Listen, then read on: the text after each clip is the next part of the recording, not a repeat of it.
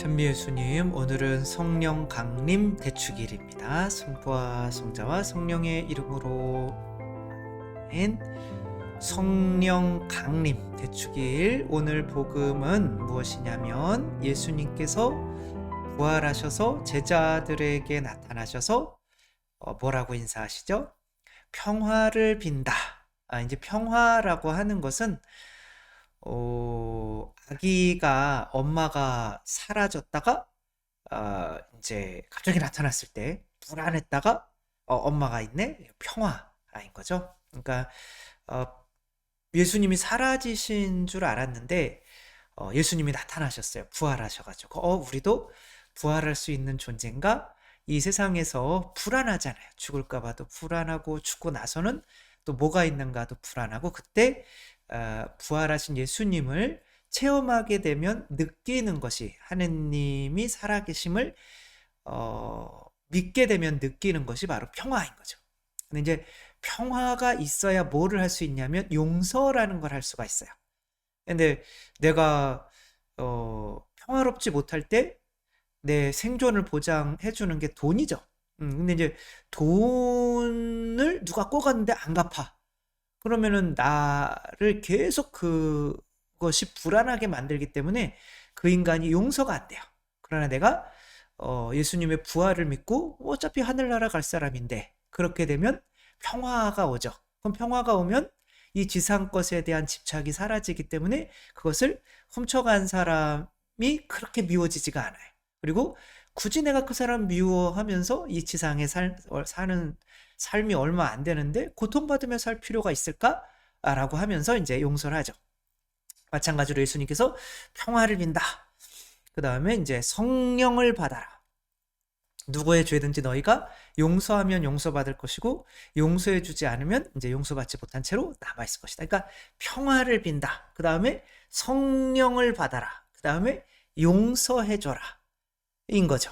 그러니까 부활하신 예수님이 부활하셔 살아계시다는 걸 믿어요. 그런데 내가 용서하려고 하는 마음이 없다면 뭘 받을 수 없는 거예요? 결국에는 성령을 받을 수가 없는 거죠.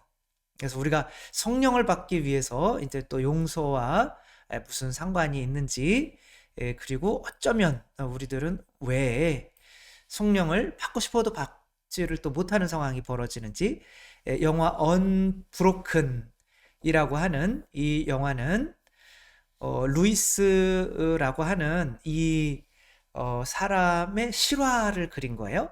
19살 때 미국 최연소 올림픽 국가대표가 됐고, 그다음에 이제 전쟁에 제2차 세계대전 전쟁에 참전을 해서 비행기 타고 싸우다가 이제 올림픽 국가대표 이렇게 아주 19살 때 그다음에 이제 비행기가 이제 추락을 해가지고 바다에 추락을 해가지고 뭐 생선 뭐 이렇게 잡아먹고 어떻게 잡아 영화를 보시면 잘 나오는데 막 갈매기가 일단 생선을 갖다 놓잖아요. 갈매기가 오잖아요. 그럼 가만히 죽은 척하다 갈매기 다리를 딱 잡는 거예요.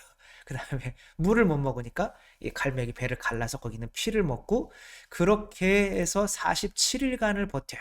그래서 결국에는 배가 와서 구조가 되는데 그 배가 일본군의 배였어요. 재수가 없어도 이렇게 없을 수가 있을까요?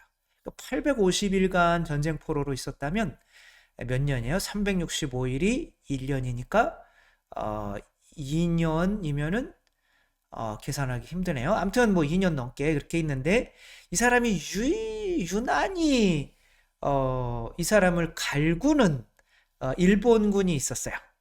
그 일본군에게 거의 2년 넘게 갈굼을 당하지만 이 사람은 끝끝내 이렇게 버텨요. 그러다가 이제 종전이 돼가지고 이 사람들이 이제 본국으로 돌아가죠. 중요한 건 여기서부터인 거죠.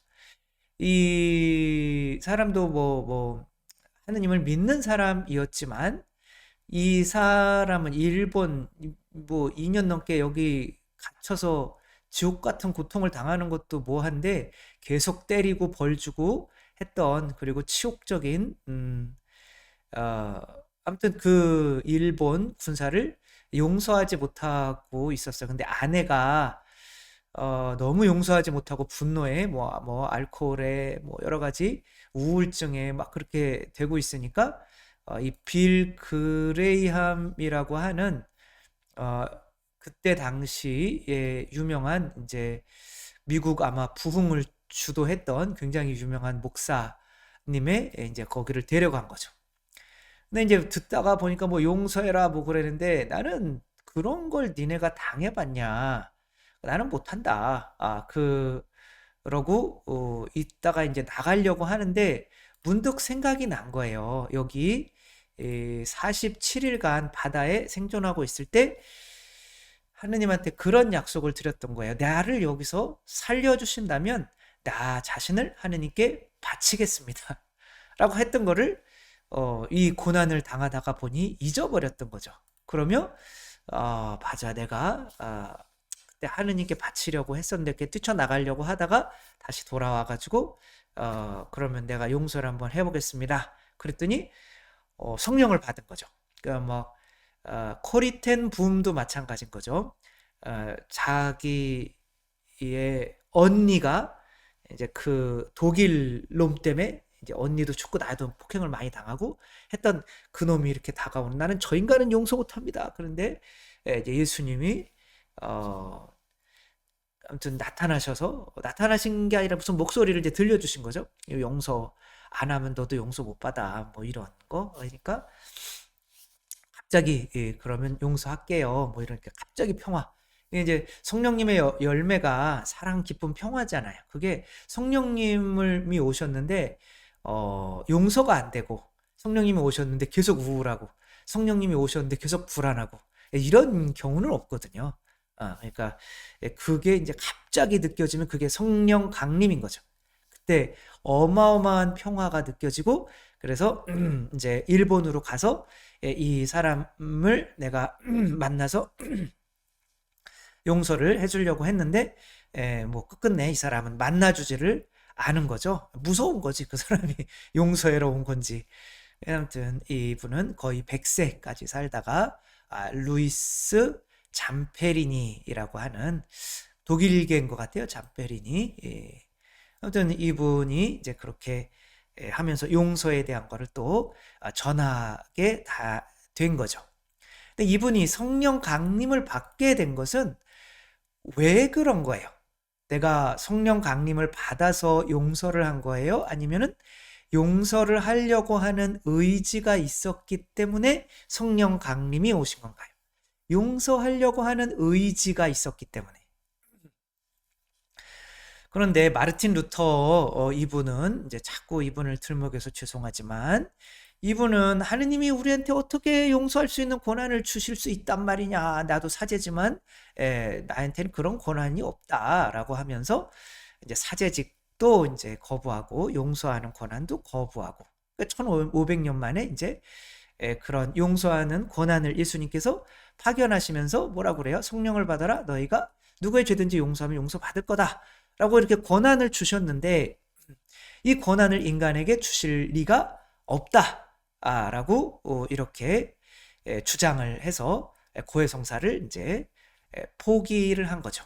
그러면 그 고해성사 때문에 오실 수 있는 그 성령 강림은 포기가 된 거죠. 이 자매님은 누구냐면 아무튼 이분이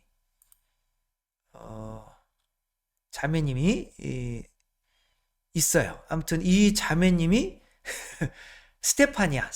그리고 요 이제 남자가 이제 과학자고, 그러니까 인간만 언어를 가지고 있냐? 원숭이도 언어를 가르치면 배울 수 있다. 라고 해서 침팬지한테 언어를 가르치기 위해서 이 언어 학자인 이 여자 스테파니아와 이제 둘이 이렇게 살게 하면서 한 거죠. 그 언어도 굉장히 많이 습득하고 거의 단어들도 뭐 60개 이상 막 해가지고 기초적인 뭐 밥 먹고 싶다, 뭐 하고 있다, 뭐 우리 놀자, 뭐 이런 것들은 막 수화로 가능해진 거예요.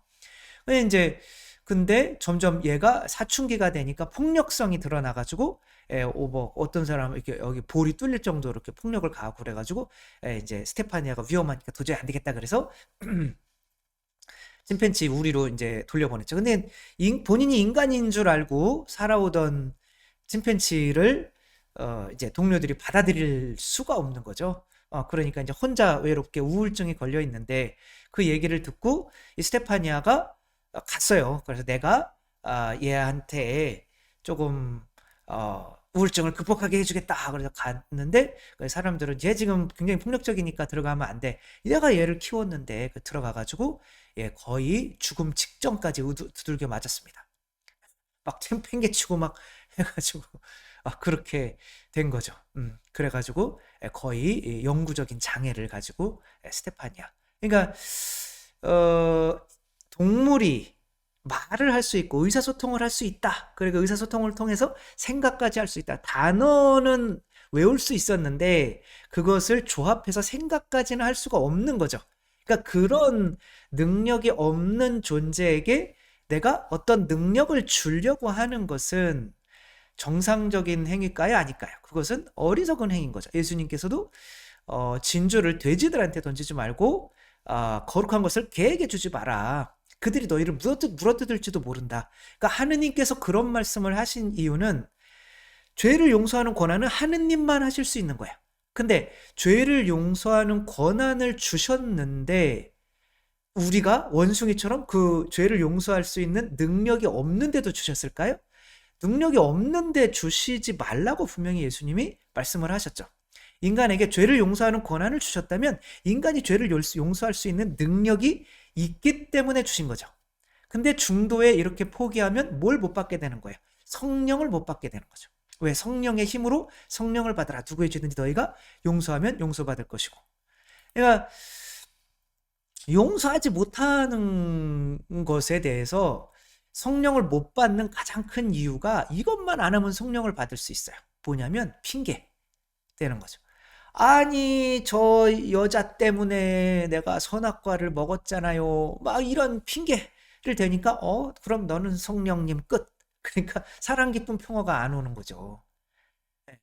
그러니까 핑계 얘가 있잖아요. 이 포도가 위에 있는데 포도가 너무 높아서 못 먹겠는 거야, 여우가.